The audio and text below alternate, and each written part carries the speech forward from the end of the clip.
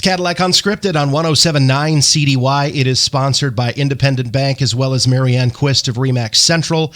We're going to stop the Christmas music for about 30 minutes and talk about local things going on in the community.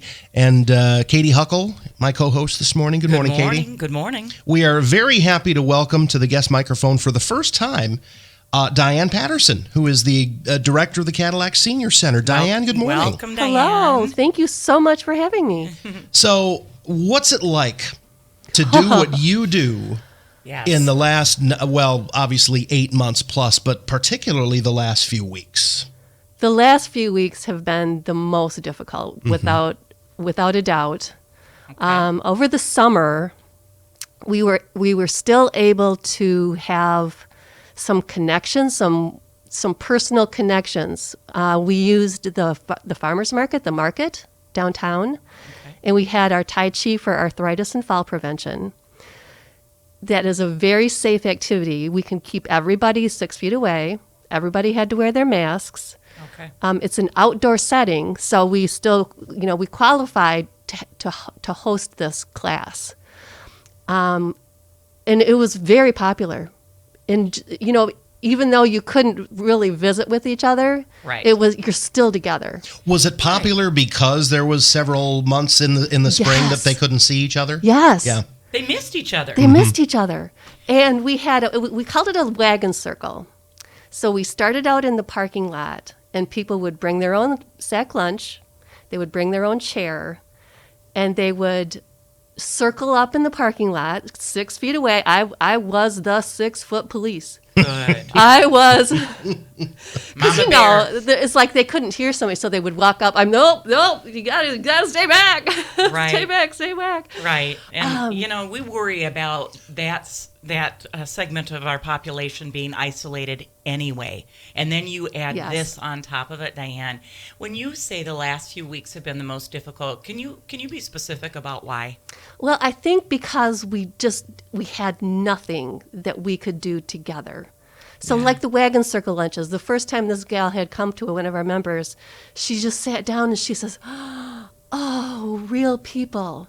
Right. And that's what they're missing. Yes. Right now with this shutdown. We just don't have a choice. We can't use the market. We can't go inside. We just have to be with an overabundance of caution. Right. The population's already at risk. It's at risk. It is, yes. Okay. It is that population that is scary. So what are you hearing from your people? I'm hearing they're tired. Okay. But I'm also hearing a lot of, I don't want to call it complacency, but that they just know what they have to do. Okay. There's an understanding of how serious this is. Exactly. I see. And most of them don't want to go out because they do understand that there is a seriousness about this. This generation in particular understands and gets it and wants to do what's right. They lived through polio and they've lived through world wars, and so sure. Did you find it very helpful when the stores decided to dedicate certain hours to those folks? Yes, I did hear that some people just took advantage of that, right, and were more comfortable. I see. What percentage of your folks have groceries brought to them? We had, not necessarily a lot, but through the summer up until November, we had Meals on Wheels curbside frozen dinner pickup. So once a week, if you signed up the Thursday before, you could drive through the center. We had somebody open the door, another person puts a sack of 3 frozen meals or 5 frozen meals, bread and milk, right into the back of your car, and then they drive off. So far, we've got all of those folks that were doing that through the summer on home-delivered meals. Wonderful. What an outreach that is. How did you ramp up your volunteers to prepare the meals? That is Northwest Michigan Community Action Agency. They have the Meals on Wheels program there. I see. Okay. So they do, they have home-delivered meals from their kitchen. It's over on Marty Paul. I see. Yes. Wonderful. Biggest concern for you, for the people that you are used to seeing every day? Is it hunger? Is it loneliness? Is it emotional? Is it all of the above? Depression. It is anxiety. Yeah. Oh, I think anxiety tops the charts. Mm-hmm. that's sad. I'm thinking depression is definitely in there, loneliness, and confusion. Mm-hmm. Sure. Because, they want to be with their families, but they can't be with their friends. They don't want to be with their families. They want to be with their, yes. Right. Should I, and then families are feeling guilty. And then, the poor folks in the assisted livings and the skilled nursings Right. that are so isolated that, we just hope they can do, some kind of activities or something in their rooms to keep them occupied. We talked just before we went on the air about how this virus has really exposed, divided the haves and the have-nots, but also the folks that you're used to seeing, they're not, many of them aren't very good with technology. And technology is what is keeping families together at this point. So how's that being handled?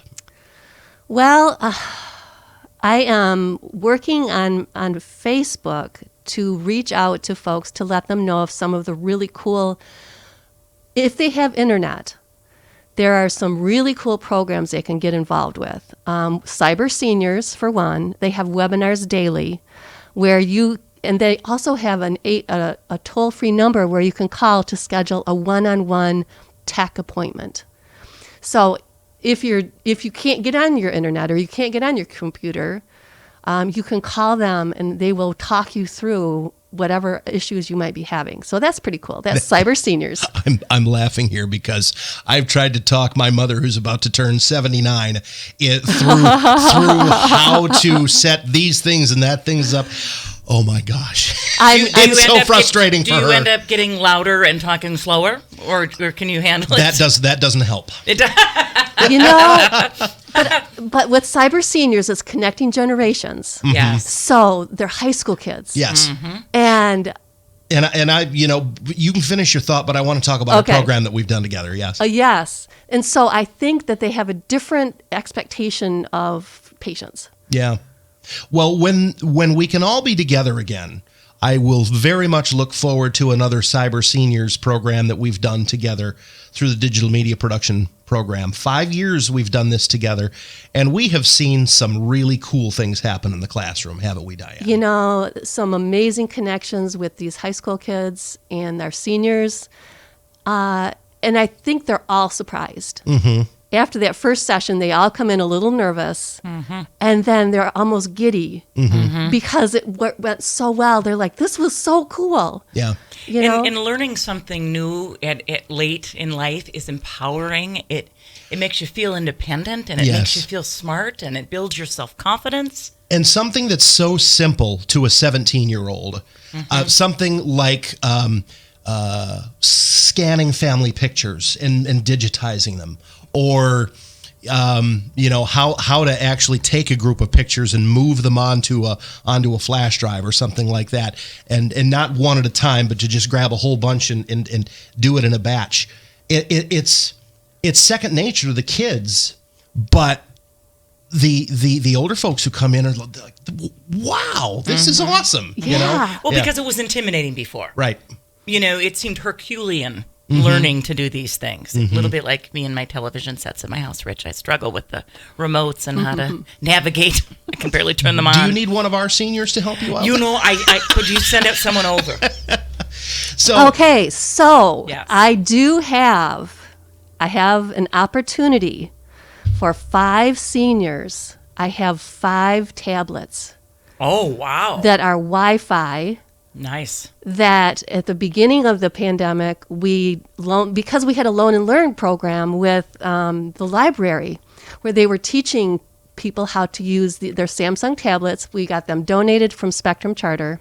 Cool. And so we loaned them to hospice, the ones that hadn't been, because we were closed. Sure. And it was such a successful program that they now have a grant and they have purchased 30 tablets. Wow. Excellent. So we got ours back, but it was a great trial. It was, now it's one of those programs throughout the state that is just like known for. It took off. Took off. So now I have the opportunity for 5 seniors. You have to have Wi-Fi. Okay. You don't necessarily have to know how to use the tablets, but you need to know how to access like the cyber seniors or somebody that can help you get this tablet going. But I'm so excited to be able to offer these up to 5 seniors in our area that could maybe have them before Christmas and get on Zoom, and because they're Zoom ready. That's what they were using for the hospice. Sure. So you can connect these folks with their families. We can connect these folks with their families and with the internet, and even if they just want to play solitaire. Right. Entertainment. Yeah. Just getting to know what this technology can do, and then get set up. Is a really cool site, and the Department of Health and Human Services has joined forces with this Get Set Up program, and they have 200 classes, anywhere from learning Zoom to let me I have this on my phone, so I'm gonna tell you some of these classes. No, I'm not. Okay. So Diane, I like to ask nonprofit directors this because, budgets are always restrictive. If money was no object, and we're coming out of the pandemic, let's say, vaccine gets distributed, people are healthy again. If money was no object, what would the Cadillac Senior Center want or need? Wow. That is a very common reaction to the question that you asked. Because it's hard to fund nonprofits. It's hard to raise money. And our trips are such a huge fundraiser for us. Okay. And every one of our trips in 2020 was canceled. Oh no. We are running a huge deficit this year. Okay, so if we've got a generous benefactor out there, they can send you a check. That'd be nice. That would be wonderful. Okay. Absolutely. Doesn't hurt to ask. We're asking. We just took such a hit. Okay, so can you explain, Diane? Does that mean like you're going away on a day trip and everyone pays to go and it's a fundraiser too? That's one of them. Okay. Our extended trips are huge. Okay, give me an example of what that might So look. what got canceled? Myrtle Beach. Oh my. Show trip. Wow. That was a 9-day trip. Niagara Falls in Toronto. Was canceled but rescheduled for next year. Good. With fingers crossed. That's fingers right. I know. And see, we're missing half the year. Our Mount Rushmore and Yellowstone Beautiful. was canceled, rescheduled for next year. Almost everybody that was on last year's trip had the opportunity to hop back on this next year's trip. Okay. I only had 4 that didn't want to go. Out of that 4, on my waiting list, I still have 16 people on the waiting list. Isn't that something? They want to go. Oh my gosh, they just want to travel. Yes. We have such successful trips, and we have gone so many cool places and met so many cool people, and it's just that's something they really look forward to. They really look forward to, and it's a great way for us to have a fundraiser. And yet, what a service! These people aren't going to drive. They're, right. Yeah. You're literally seeing the sights. I mean, those are some amazing destinations. Well, you're dropped off. There's restaurants, there's hotels, there's all the accommodations, there's all tourism. the itineraries. We went to Pigeon Forge, and you're dropped off at the back door. You have your seats. We went to Grand Ole Opry. We had fabulous seats. We got a tour backstage of the Grand Ole Opry. So there's once just in a lifetime experiences happening late in life. Bucket list stuff. Yeah. Yes. And when things are better, people are going to be, people are so stir crazy from being cooped up that those are going to come back big. Yes. You know it. Yes. Right. Yeah. What can the community do to support you, Diane, and your folks? Actually, you know what? What? This is a perfect time to take a break. Okay. Because, Diane, you posted something on Facebook that you're asking local residents to talk to help you with, and that would be a perfect thing to start segment 2 with. Okay. All right. Good point, Rich. We're coming back. Let's do that. We'll take a break here on Cadillac Unscripted, sponsored by Marianne Quist of Remax Central and Independent Bank, and we will talk a little bit more with Diane Patterson on 107.9 CDY. Buying a home is still the great American dream, and yes, it can be an intimidating process. But you can rest assured and have confidence when the professionals from Remax Central are in your corner to guide you through it. Marianne Quist of Remax Central has helped hundreds of home buyers in and around the Cadillac area navigate the process over the years, and she's ready to help you too. From start to finish, from finding a home to submitting an offer, to understanding the purchase agreement, to inspections, surveys, and appraisals, to the time when you finally sit down and sign those closing documents, Marianne will be there. When you're ready to buy, talk to Marianne Quist at Remax Central. See her listings at teamquist.com. Cadillac Unscripted Part 2, 107.9 CDY. In the studio with us this morning is Diane Patterson, who is the director of the Cadillac Senior Center. And just before we went to break, Katy asked the question, what can our local folks do to help out your group? Right. And that segues into a request you just put out there on Facebook a few days ago, and I wanted you to talk about. How can the community support you guys? Okay, we had a donation sent to us from Spectrum Charter. Besides the tablets, they followed up. They had some money at the end of the year. So we thought it would be fun to have every one of our seniors get some kind of a Christmas present. Oh, I love it. So I put out on Facebook for kids of all ages if they could possibly do a homemade card or two, a bag like a lunch sack, and we're going to stuff that sack with some goodies from, we're going to purchase some things, but of course we would love some other items to put in those bags, candy canes and fruit and, just like a stocking stuffer. Like a stocking stuffer. Okay. Gift cards to, maybe Culver's is so good to us. They serve at all of our holiday meals, and I've missed them this year. Right. They're so community minded, so they would be one of those ones that we would look at to purchase some gift cards from there. Right. But and then on the 21st of September. It also sounds like this is a good chance for folks to purchase gift cards from some of our local merchants who could use the money now, too. Who can use the money now. Yeah. Right. And then donate those. Yeah. Right. So anything would help. So they're not going to be expecting a Christmas present and one's going to show up on their doorstep?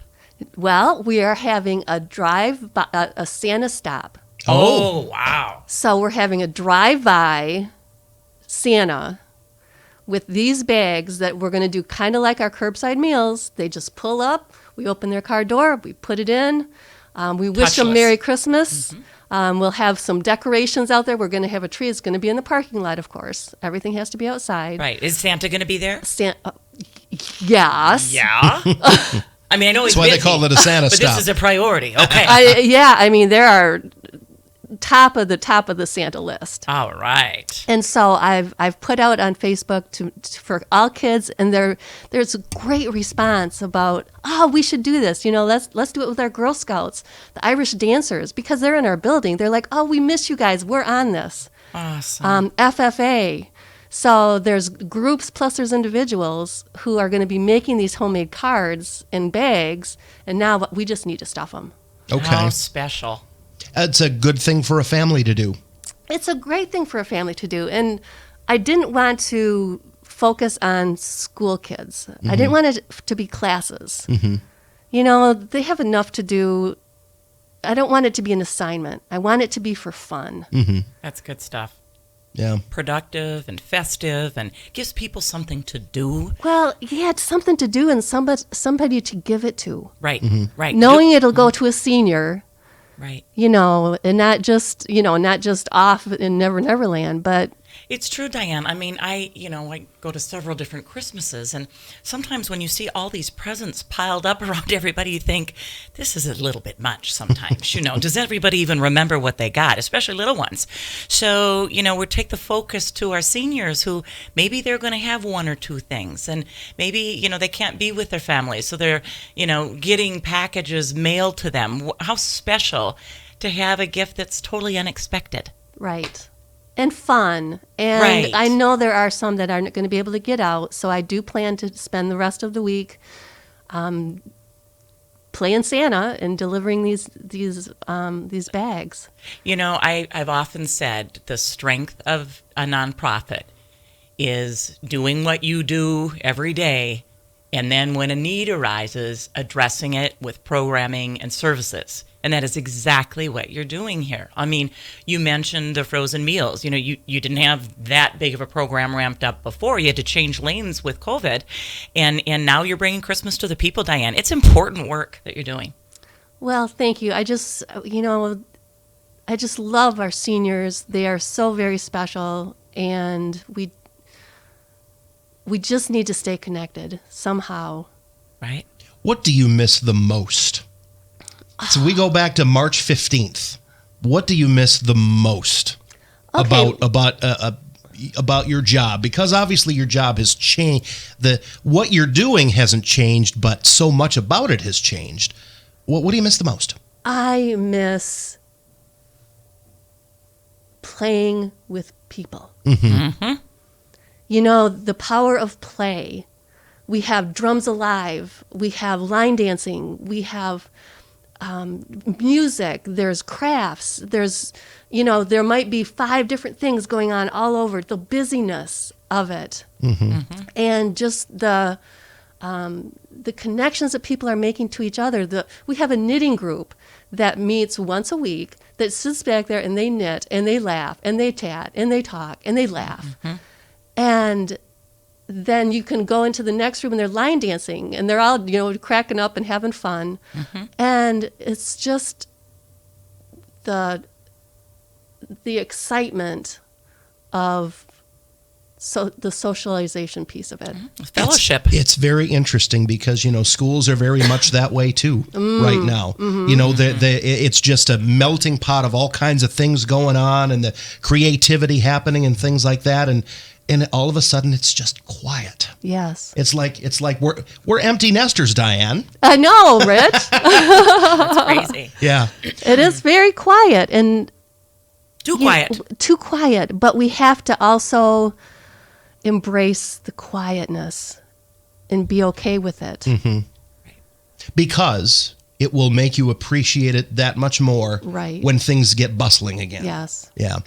I want to circle back to the tablets that you were talking about because we kind of shifted gears there and got away from that. But those tablets that you were mentioning that you're looking for, well, let's recap that and talk about how those will be deployed. I will be taking requests this week and into next week. And then if we can figure out these 5 individuals who would be able to benefit from them, I will hand them out at the Santa stop on the 21st. Okay. And they would have them for Christmas. Not necessarily too much before. If they needed them before, I could get them to them before so they can spend some time. How are we going to get them to them? Oh, probably email me a request. If you're an adult child that has a senior mom or dad that you think could benefit, email me at cadillacseniorcenter@hotmail.com. It's all written out, cadillacseniorcenter@hotmail.com. Diane, if one of our listeners wants to send a check to help purchase, the candy canes, the stocking stuffers, the senior gifts, how would that work? You can still mail them to the Cadillac Senior Center, 601 Chestnut. Okay. Cadillac 49601. We check our mail. I'm there frequently. Great. So we check our messages, we check our mail. Good. So with CDY playing the Christmas music, I think the average age of our listener has increased a little bit over the past few weeks. Because, we're playing all the Perry Comos and the Bing Crosbys and the stuff like that. I imagine we have some folks who are used to seeing you from time to time. You got any special message for them listening here on the radio? Come by on the 21st. Okay. Just swing in, just say hi. We're going to be there. Santa's going to be there. You'll recognize him. Oh, boy. I know. Oh. I think we need to put Diane in an elf outfit for the Santa stop. I think if I can find an elf outfit, I'm on it. Okay. All right. And just come and say hi. Grab a card. It'll make you smile. It's gonna be handmade. The bags are gonna be handmade. There's gonna be some goodies inside there. There's a couple businesses I know that our Hospice of Michigan is donating. Samaritas is donating. Just and whatever we can get to fill those bags would just be exciting. If you are a senior, so the Santa Stop are for senior center seniors.